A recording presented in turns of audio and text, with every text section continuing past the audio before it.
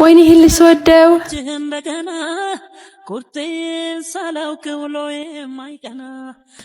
አይሽው ቆንጂዬ ነው። ሚስት ከሌለችውማ እጠይቀዋለሁ።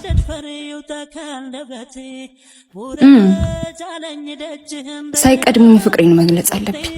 ሳላውቀውሎ የማይቀና አልተቀመኛ አሻግረ ማየቴ ዛሬስ ልትፈሪው ተካንደበት እናቴ ድረሽ። ደህና ነሽ?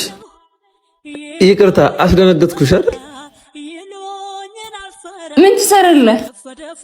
አንቺ ምን ትሰሪያለሽ? ቤታችን እኮ ነው ይሄ። እንትን ኬሚስትሪ ፈተና ማለቴ ሜላት ትወድሃለች። የምር? እኔም እኮ ወዳታለሁ። ማለት ደህና ነሽ ግን? ማለቴ ሜላት ትወድሃለች።